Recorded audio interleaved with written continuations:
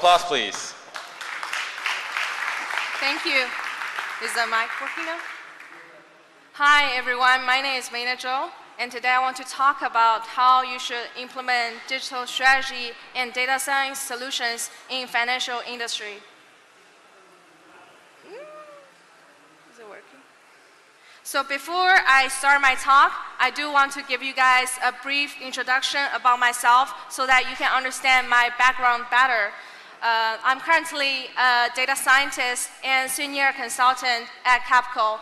Capco is a boutique consulting firm that specializes in financial services.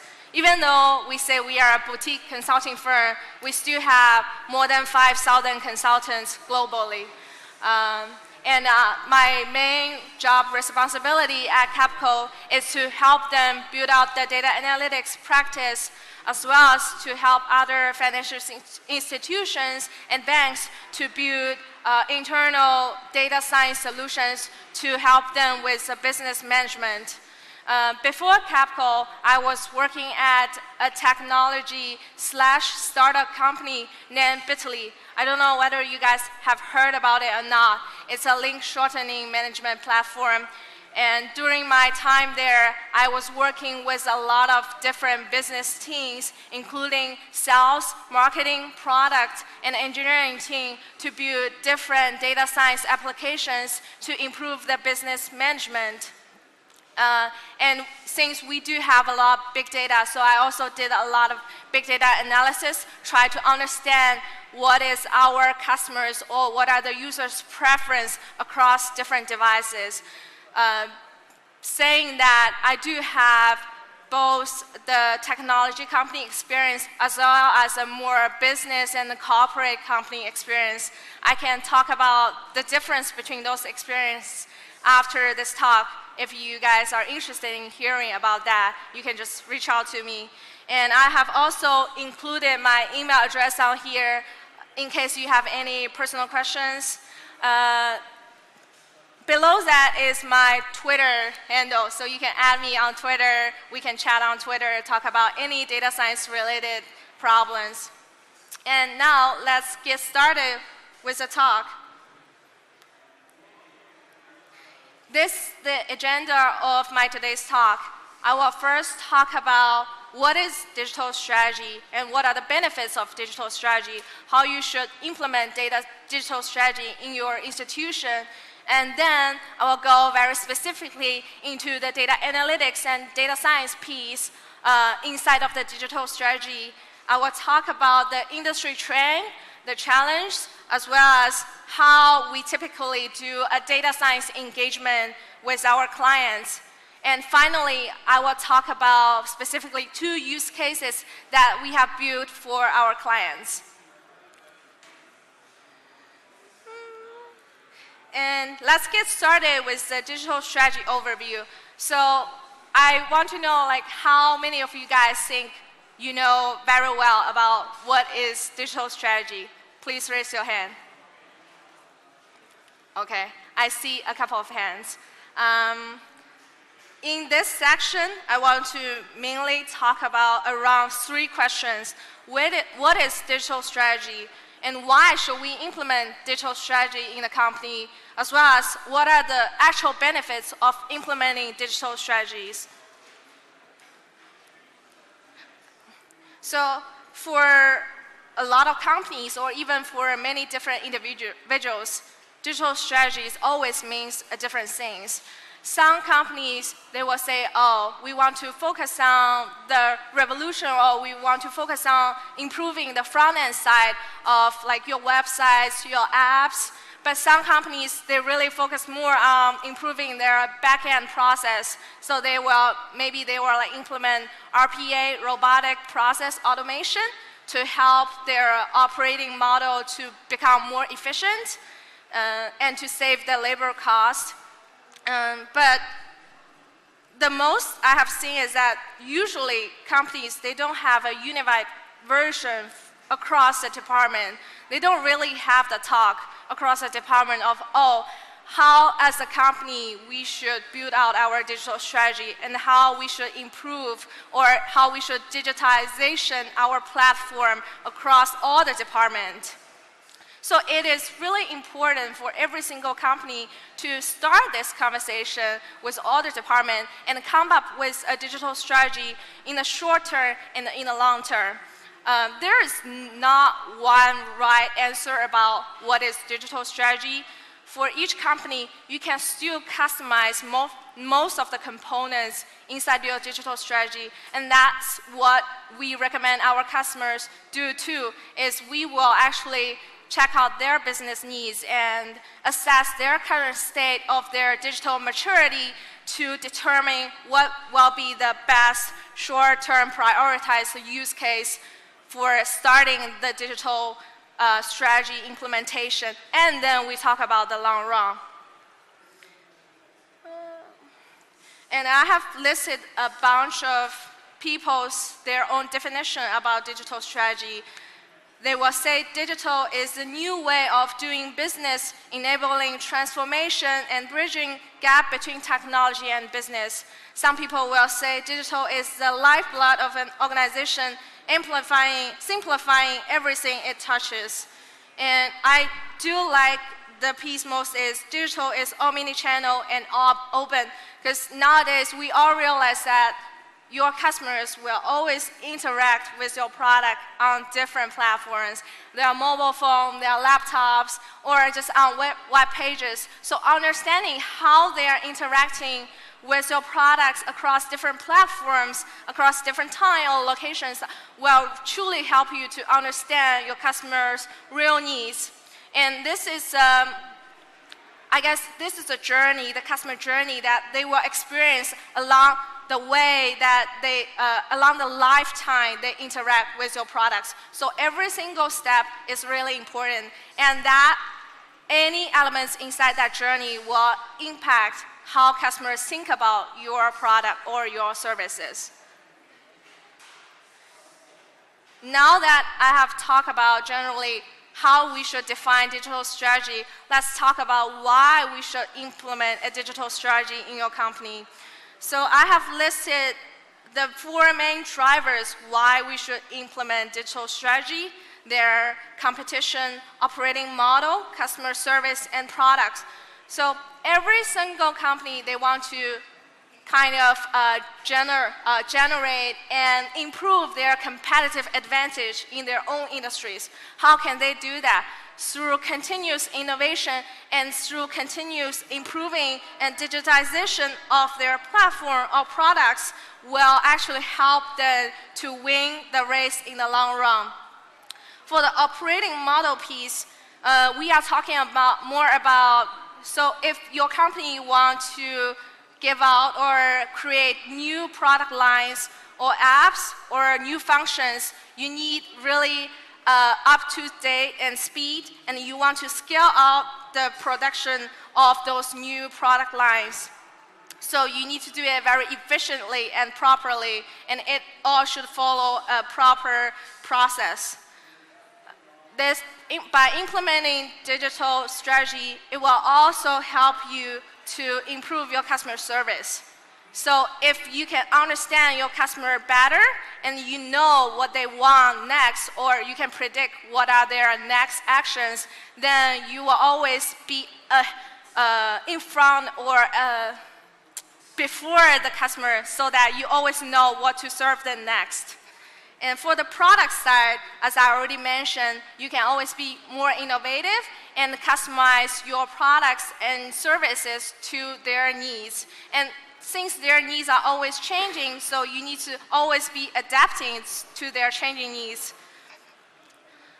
There are many different approaches to do digital strategy, and we should never limit ourselves to any one single approach.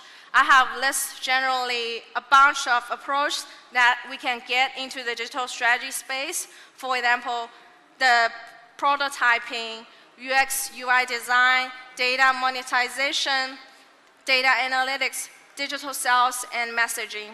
So for the rest of my talk, I really wanted to get into the details about how you can actually implement data analytics to improve your business from like every single element inside your digital strategy.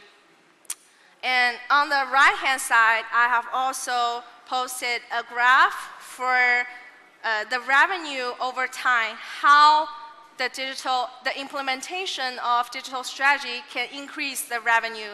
And we can see that in the beginning, after post-digitization, the curve just increased very significantly, but then you kind of reach a plateau, but after that, you're gonna increase your revenue significantly again. So this will be, you can see significant increase in your revenue in the short term, but then after that, once you come up with a more comprehensive digital strategy in the long run, then you can improve your revenue more.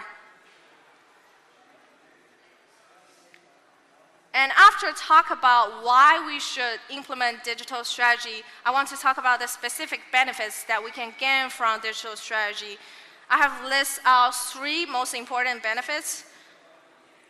Implementing digital strategy can actually help you to increase the revenue. Emerging technologies such as machine learning, artificial intelligence, or blockchain, they are the key drivers, and they will be the key drivers for the revenue growth. For the cost section, we all know that if you can leverage data analytics or the digital strategy, then you can do your prototyping faster. You can serve your customers better. If you implement, let's say, RPA, then you can save a lot of labor costs. Since I do believe there are a lot of process inside your company that requires the employees to do a lot of repetitive tasks without any like creativity. So those processes can always be replaced by an RPA.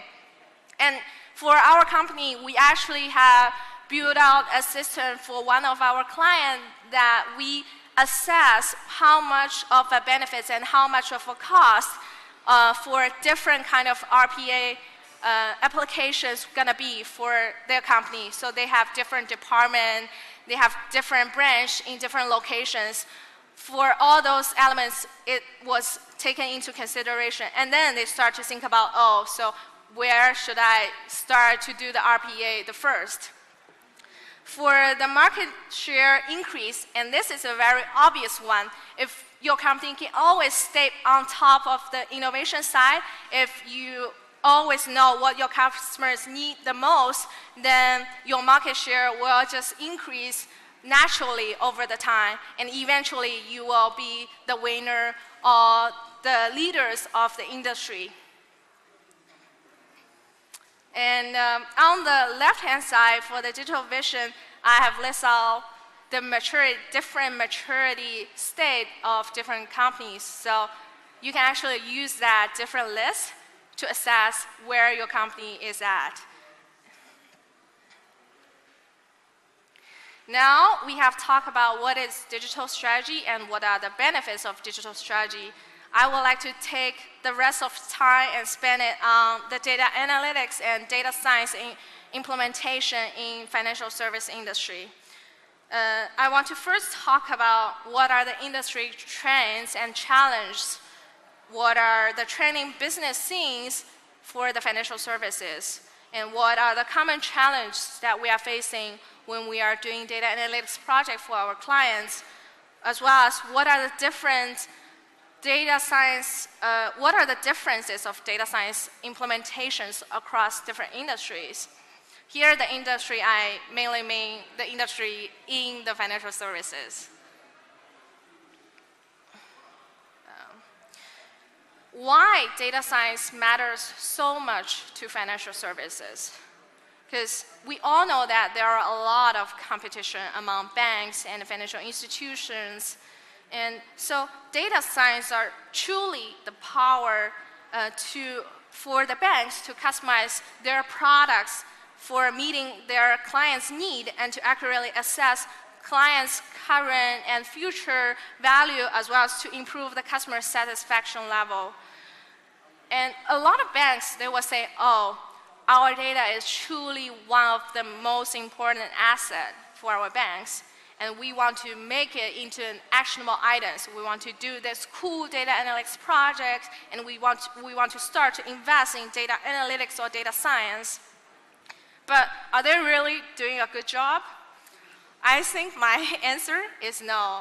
Most of the banks, they are far from turning their big data into actionable insights.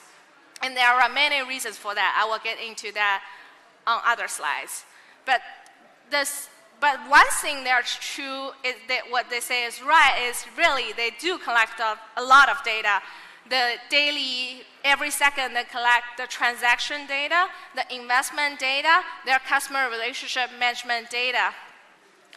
How can we utilize those big data becomes the true problem. And usually banks, they don't have the technology capability, and they don't have the real commitment, meaning they don't want to spend that much money into the data analytics project yet, because they haven't seen the ROI yet. That's what they're going to say. So I think it is very urgent for the banks to establishing and maintain a very healthy data science development ecosystem. The successful banks are always ahead of the game. They are the ones they start to invest vastly in the data science, data innovation pieces, and they leverage data science insights to offer more competitive services, reduce their labor costs, and generate more revenues for themselves. I have also listed a bunch of hot topics that have been discussed by a lot of banks or industry experts. For example, they want to know how you can implement data analytics to do personalized marketing. They want to know how do you do churn analysis and prediction, upsell analysis and prediction. And I do break into those different solutions into different training business themes, and I have listed the 3 most popular business themes for the banks. They are marketing and sales optimization, risk management, and customer relationship management. So for the first business theme, I think I do have the most experience with almost for every single solution I listed here. I have done projects for that. For example, for the sales lead scoring system, I created a marketing qualified scoring system to qualify the incoming leads and to prioritize the customers that will have the best potential value and that are most likely to purchase the product in the future. I also created a solution design architecture for the customer lifetime value prediction for a first-tier Brazilian bank. So there are mainly 3 components to the customer lifetime value prediction. They are the upsell analysis and prediction, churn prediction, as well as the referral analysis. So upsell is basically how much more the customer will be spending with your bank. Churn analysis will be the key factor to determine how long your customers will be staying with the bank. And the referral value analysis is more to determine whether the particular customer is recommending your products and services to his friend. For the recommendation engine, you can do the recommendation for a lot of different things. You can do cross-sell. You can recommend the current customer for another product that you are offering. You can also recommend partnership and offers. For example, for credit card users, usually they will give you a bunch of coupons, like a ranked list.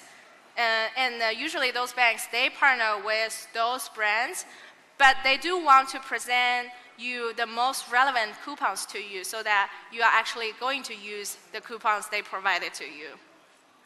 For personalized marketing strategies, I have mapped out the customer journey for customers, how they are using across different platforms and how frequently. Are they more a mobile user? Are they more a laptop user? And how frequently they are interacting with the platforms.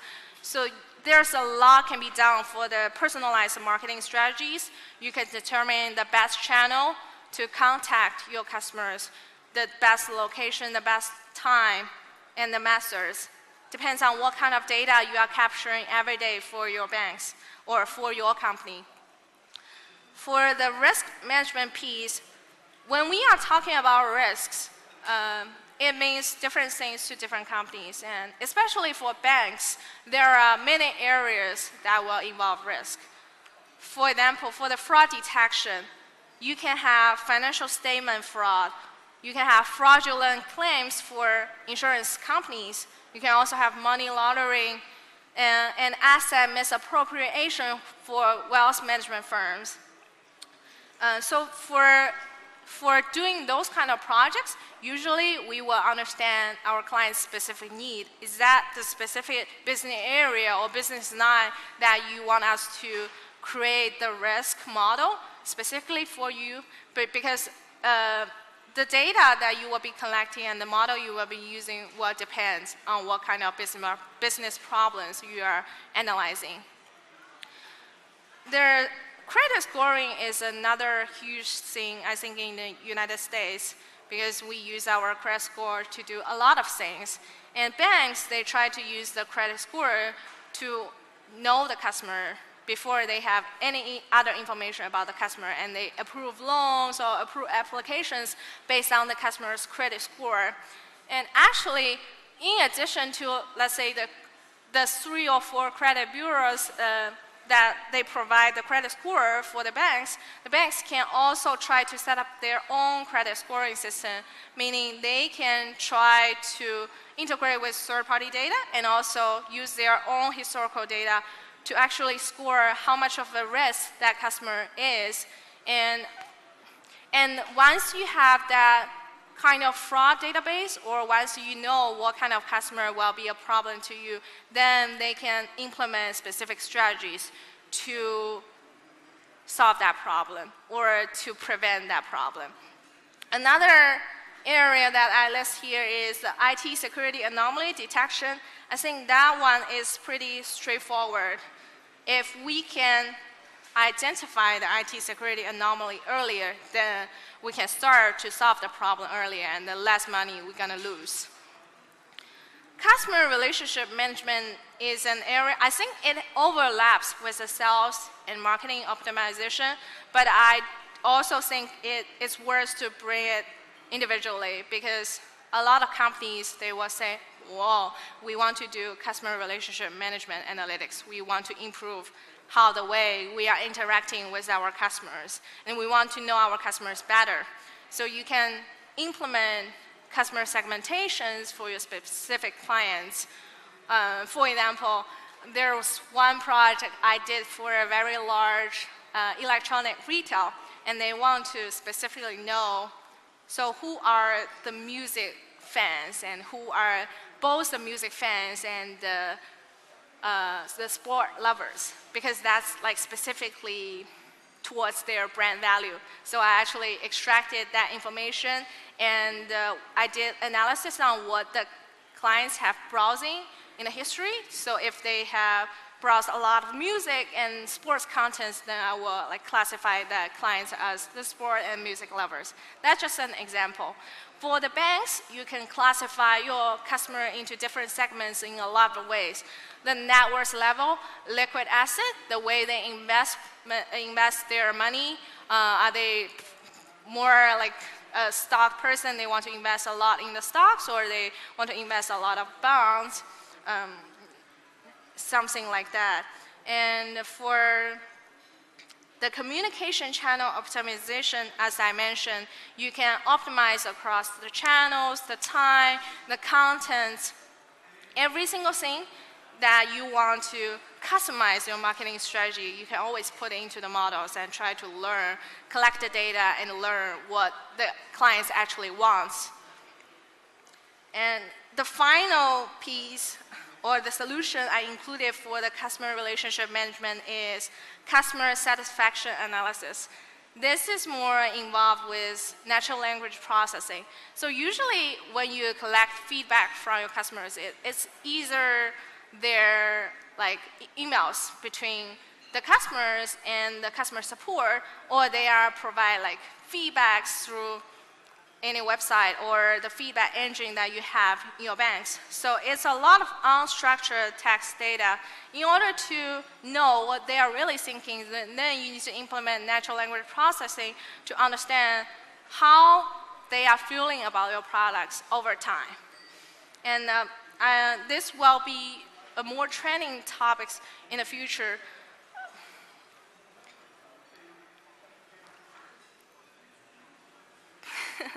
After talk about the training business things, I want to go ahead and talk about what are the common industry challenges that we are facing, especially for the financial services.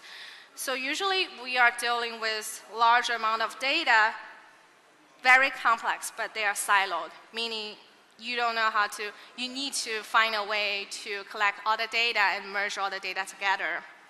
And sometimes they will change the feature name, but they don't have documentation for that. So really, as consultants, we don't have a lot of internal knowledge, so we have to ask specific person, did you change anything to that, and how should I get that information?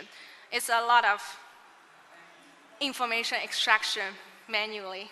And for the second most difficult challenge will be they don't have the project transparency across the board, so that really maybe there's one specific person that he was like, oh, I'm so up and I so wanted to support for this data analytics project, but then another person will say, oh, I don't know what you are doing, so I'm going to say no to this project.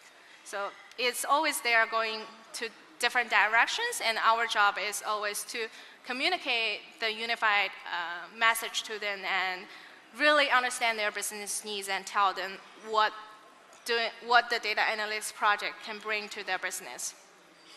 And the third most common challenge will be they don't have the data science skills, the data science culture. They don't have the right persons to do the data analytics projects. But I think they are starting to getting there. They try to find outsource help, like consultants, help them with the data analytics project, and they start to create their own data science teams internally.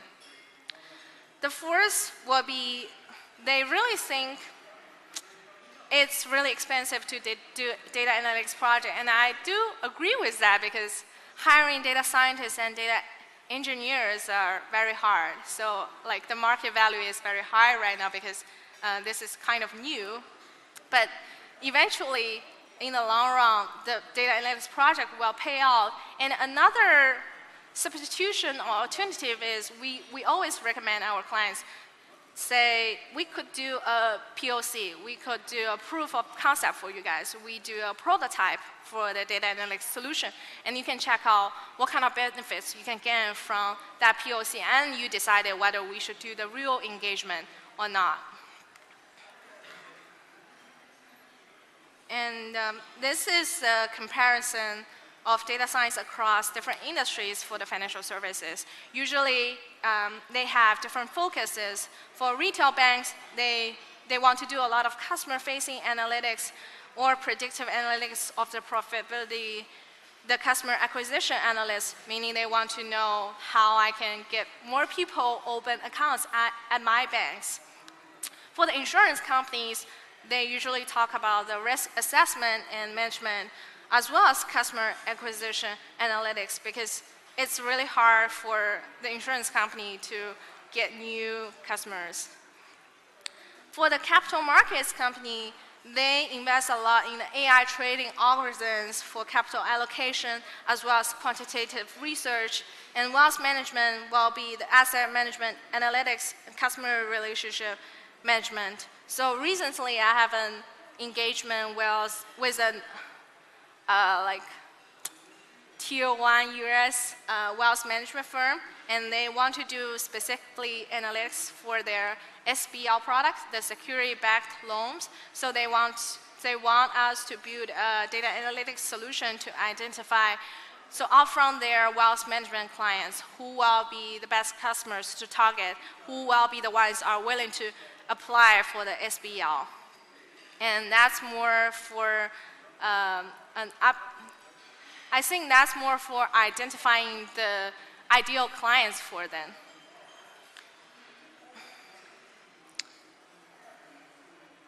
And after I talk about the data science industry trends and challenges, I want to go ahead and talk about a typical data science engagement framework. So the two pieces of information I want to present to you guys. The first one is the generic engagement framework. How do we usually engage our client with the data analytics project? And how do we develop an effective data analytics roadmap? I have listed a four-step engagement framework here, and this is pretty generic. I didn't customize this towards any specific client, any specific banks. I did not list out the timeline. Usually after we collect all the business information from the client, we can customize the engagement work and put on the specific deliverables and timelines for that client. The first step will be the foundation strategy. And really, I think this is the most important step out of the four-step engagement framework, because this will lay a foundation of whether you can successfully conduct this project or not. For banks or for the financial institutions, as I mentioned before, usually you want to get the key stakeholders and the business managers on board first. You want them to have the unified thoughts about their business. So we want them to define, we will work together with them to define and review the corporate and business unit strategy objectives, and then obtain each of their approvals. We'll also assess internal capabilities and environment, for example, their staff, their data quality, their infrastructure, their culture, their historical or current data analytics projects, to know how far are they for the data analytics development. And then we will develop a strategic roadmap and business cases for them to review, and they can choose which business cases to prioritize. After we have laid the foundation of the approvals and the strategic things, we will go ahead and start to do the data analytics solution design. We will not only design the data analytics approach, how we're going to clean, merge the data, but also we will define the analytics business and implementation evaluation criteria. So this is more like you want to define the success criteria before and during the project. If you don't have, usually for a lot of data scientists or data science project, what I've seen, they don't really define how should we say this data science project is successful. I don't know whether that's an industry trend or what, but as consultants, we need to deliver the qualified work, and we need to make sure that we are delivering something useful to our clients. So you always need to manage the client's expectation, define the success criteria very well, so that everyone can be on the same page all the time. And we also gonna develop the project management framework so that along the time we know how far are we for the implementation, are we doing a good job, are we delivering on time. And after that, it's straightforward, like solution development. We do provide end-to-end solution, meaning we will do front-end development, back-end development, data science, model building. We will develop the APIs and integrate with the bank system if they wanted to. And the fourth step will be the implementation and refinement. I think those are pretty standard industry standards, and you do product production release management. They can also choose to preview the prototype that you build for them and change a little bit before you release the final product to their general clients. It really depends on the client's preference.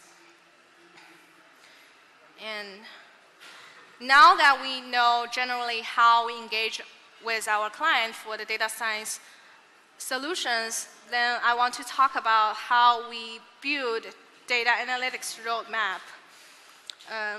The first and the most important thing is always going to be the business planning, because we know data science projects is very expensive. Data science staffs and resources are expensive too, and we want to best use their time and efforts. Here, I list out that we should identify the prioritized business needs, because I have seen clients, they will give us, let's say, we will do the brainstorming session, right? And then after that, the meeting notes comes back, there are 500 business ideas. And they will say, oh, we want to complete this within 2-year time frame. But we will always push back, tell them, no, it's not possible to complete all those business needs. We should define your priority first, and then we go from there. And it's also true that clients always want more. For different kind of clients, for different kind of analytics, I have listed 3 kinds, but there are definitely more. On a general perspective, there will be like operational analytics, tactical analytics, strategic analytics. So based on the name, you know, operational analytics is just for improving the operations, business operations. Tactical analytics is to help better understand the client's need and design small tactics so that you can engage with your clients better. Strategic analysis, more like overview of your business and to see what are the big areas or what are the strategies you need to change over time. I want also to talk more about the technology architecture, because the assessment of the client company or your own company's technology architecture is really important. If you don't have the right tools or right environment, it's really hard for the data scientists to do the work. But as consultants, sometimes we will need to deal with that problem. For example, if we want to install like third-party tools, open source tools, some banks, they will have problem with that. So you need to get a lot of approvals, you need to get entitlements from the IT department, and then they have their own firewalls, so you need to overcome those problems, and that usually takes time. Another thing, important thing for designing the data analytics roadmap will be do the cost and benefits analysis. Yes, just do it, because you will help. A lot of people say, oh, I don't know how long run, how much of a business, how much of benefits will this project bring to the company. You can say, I don't know, but we want to get into the very details about how we're going to assess the benefits and the costs. We can list out alternative ways for doing different data analytics projects. For example, if I hear someone proposing that, oh, we should build a deep learning model in-house to solve this problem, but then I will ask him, first, training the deep learning model is going to cost a lot of money. And second, do you have any alternatives of that? Because I want to see like what kind of options I'm facing right now before I go ahead and do the data analytics project. And really, banks, or the financial institutions, every single investment they're doing, they will assess the return of the investment. It's not like you tell them, we are doing the great technology, the most innovation things. They don't buy that. And eventually, after you identify the prioritized business cases, as well as you do all the costs and benefits analysis for every single of those business, you can go ahead and create the timeline and the roadmap for your data analytics. Now that we know how generally we approach data science solutions with different companies, I want to talk about the 2 use cases that we have done for our clients. So this is a project that we have done for a first-tier Brazilian bank, and we actually built out the whole digital platform for them. So we built the mobile bank for them, this is one of the data analytics piece we built for them, which is called self-service help. Basically, this is a self-service help engine that allows the customer to find a ranked list of the FAQ articles quickly and efficiently. what's special about this self-service help is it's not only using like the keyword searching and matching, but also each of the customers, when they search for something, and if that article works for them, they can give a thumbs up and thumbs down. So they can actually evaluate whether that's a helpful search for them or not. And then we create this similarity model between different users. So for example, if user A and user B, they are pretty similar. And if user A says, oh, the answer 1 is really good, then we will prioritize the answer 1 for the ranks for user B too. So that's here called the predictive search based on FAQ database, customer historical search results, and people like me data. And we do find that very effective, worked very well for their customers, and they really like this feature. And overall, the benefits for this self-service help engine is to help the bank to reduce their customer support costs, as well as increase their customer satisfaction level by solving the issues in a quicker manner. The second use case I want to talk about is, this is also done for the same specific bank. I think they are so innovative, so I do want to talk about like the use case that they are trying to build. We built a spending limits recommendation engine for them. So, which basically is whenever the customer enter their monthly or yearly income in a bank system, and then there are different categories that you can spend in your daily transactions. So for this bank, I believe they classify the transactions into 16 or 17 different categories. So we come up with this algorithm that's gonna basically give them the recommendation of how much you should spend on each of those categories, how you can best manage your personal income. And there are two pieces, or two important pieces to this project. So for the new customers that you don't really have the transactional data with, then we build a co-star model, which is we use the Brazilian economic data to, based on the person's gender, his income, his area, and other demographic information. So we build out this huge matrix so that we can give a general recommendation for how he should spend his income. But then once we gather more information about this person's transactional data, then we will get into the second model that will analyze the historical transaction data and give out the results. And the analytics, we also use the core bank's historical transaction data.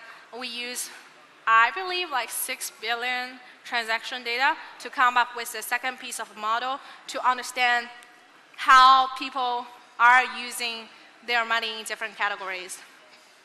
And the benefits for this project is very obviously we understand the customer spending behaviors better, and we can provide the better service to our customers. We also increase their customer satisfaction level because they will say, wow, this is a really cool function for the banks to provide to me, and I can manage my money better. And that's all for my today's talk. Thank you. All right. Thank you so much. Before we head on to questions, I just want to present you this small token of appreciation from Crunch. Thank you. Again, thank you. Who draw this? It's a local artist. You can actually go to the website and it's written right here. It's remarker.eu. Yeah. Oh, this is so cool. So, I've never received from any other conference, so thumbs up for Crunch conference. Cool. So we do have a couple of questions here. Yeah. The first one is, what technologies did you use to do the data analysis? So for programming language, we use Python. We also use Spark, Scala, and we also use like Solr. We use Gemfile, the in-memory database. Actually, we use pretty cutting-edge technology, but a lot of banks, they will say, oh, we use Oracle database, SAS, SPSS internally. So in that case, I guess if they don't want to adapt to the modern technologies, or if they don't want to spend money, or they don't want you to spend time on that, then we'll be say, okay, we will try to learn that, we will try to get comfortable with your environment and go from there. But that will not work very well. Yeah. Yeah, I guess it depends from client to client how much can actually leverage new technologies or actually based on their own technology set. It really depends on the clients and how much stretch you can make with that client. Yeah. So next up, how do you calculate referral value in customer lifetime value calculations? Calculating referral value is usually a very hard problem because you don't get that much data. So the most, I guess, most reliable data will be your, usually the banks, they will have their own referral programs. So you can catch that because they will also give out the referral bonus to the other clients. So you know the one-on-one relationship between those two customers. And if you want to, in addition to that data, you can also collect like third-party data like Twitter or Facebook to see whether they are talking about your product. But I don't think a lot of people will talk about the banking products in their social life. Yeah. So before we head on to more questions, we kind of ran out of time. Are you going to be around for the rest of the day in the conference? Yeah, I will getting my lunch as I know everyone is pretty hungry. So you can just find me and we can just chat. Yeah, so please do find her. If you wrote one of those questions, please go up to her and kind of have that conversation. So one more last time, round of applause for Meina. Thank you. Thank you again for joining us and giving us this great talk. Yeah, thank you for inviting me.